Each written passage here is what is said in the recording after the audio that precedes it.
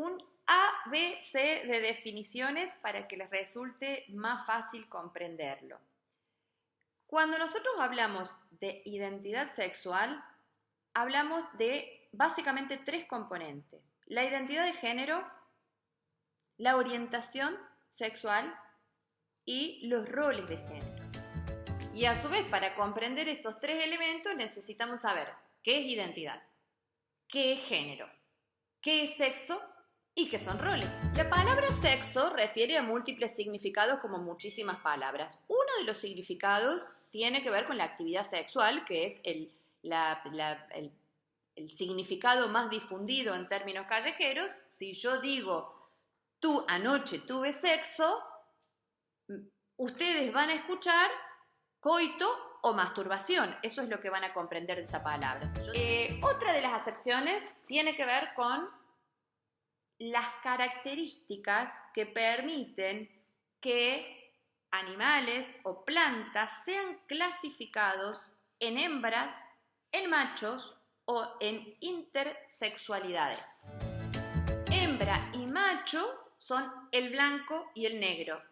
Intersexualidades incluye una multiplicidad de grises.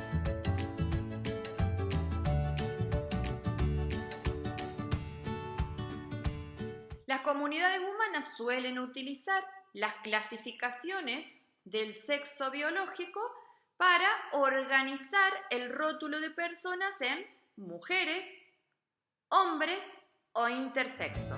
Cuando nosotros referimos estas palabras a lo sexual, decimos, mujer es aquella persona que tiene cromosomas XX, que tiene ovarios, que tiene caracteres sexuales secundarios, y es hombre aquella persona que tiene XY los cromosomas, que tiene testículos, etc. Y clasificamos como intersexual a cualquier mezcla de tejido ovárico y testicular, mezclas cromosómicas, combinaciones cromosómicas que no encajan en cualquiera de estas 2 categorías que decíamos, blanco o negro.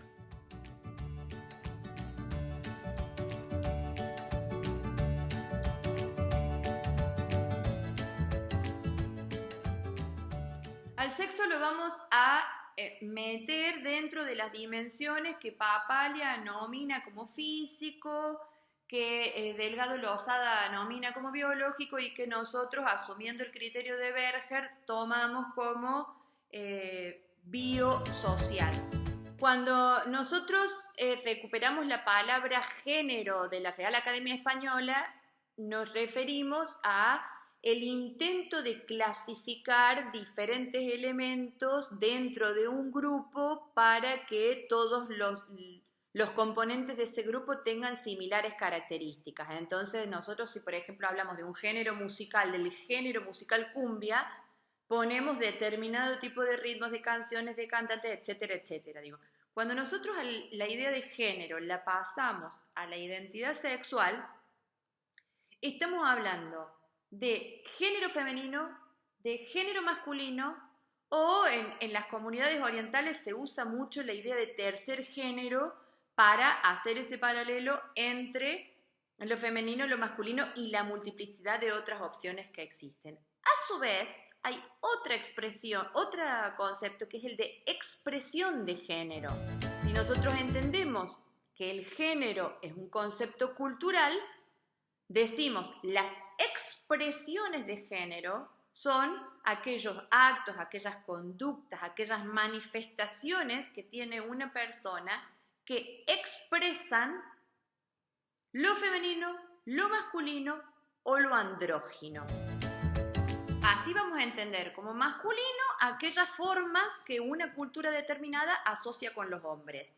Vamos a entender como lo femenino aquellas formas que una cultura asocia con una mujer, y lo andrógino como aquellas formas que la cultura no puede encajar en ninguna de las 2 casillas. La etiqueta sobre la expresión de género varía en el tiempo, en diferentes tiempos históricos, y varía en diferentes culturas.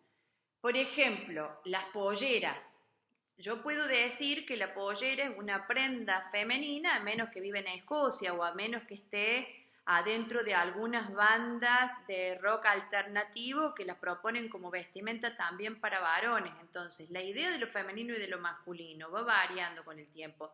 Si hace 100 años un varón se hubiera puesto una crema perfumada, lo hubieran quemado en la hoguera. La idea de la construcción de lo femenino y de lo masculino va variando en el transcurso del tiempo y a su vez las expresiones de género se combinan en un juego de lo que una comunidad espera y lo que uno actúa, que es lo que nosotros decimos rol de género. Uno juega un rol de género en un montón de cosas.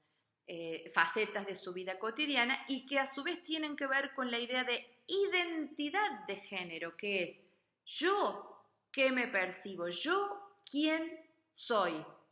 Entonces, yo puedo tener una identidad de género mujer o una identidad de género varón o una identidad de género no binario, que es no me identifico con hombres, no me identifico con mujeres o me identifico con hombres y con mujeres, depende del día, sería.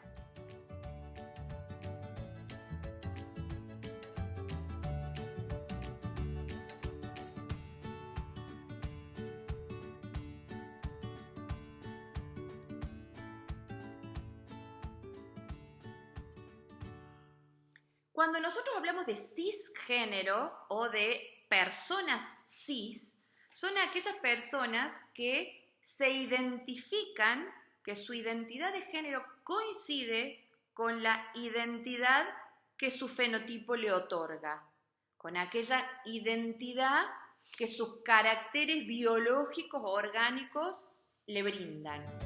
Esto sería, para un macho humano, sentirse hombre, para una hembra humana, sentirse mujer.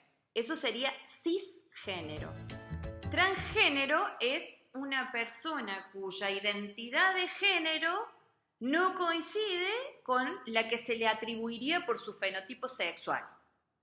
Y transexual es una persona que realiza una intervención quirúrgica, hormonal o algún tipo de intervención para cambiar algunos de los aspectos definidos por su fenotipo sexual, digamos, por esas características biológicas que teníamos al nacer. Habíamos dicho que íbamos a hacer todo este recorrido para comprender la idea de identidad sexual.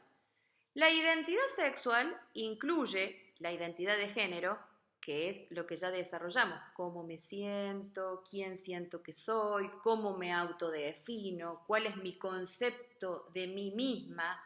Digo, me siento varón, me siento mujer, siento que no soy ni varón ni mujer, siento que por momentos soy una cosa u otra.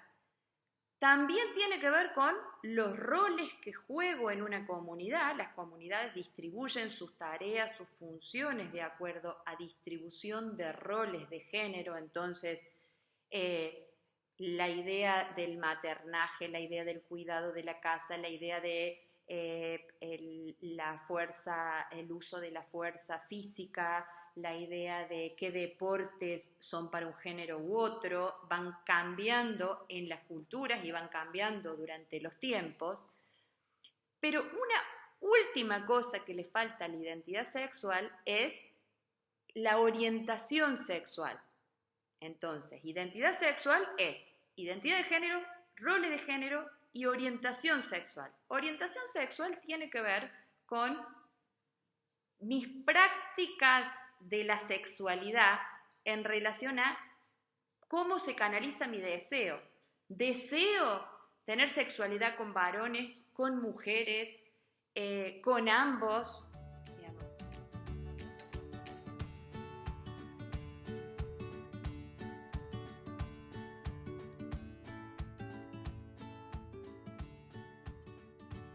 Ahí es donde el abanico de alternativas es inagotable, porque yo puedo nacer mujer, devenir varón en el seno de una comunidad con una intervención quirúrgica a través de expresiones de género.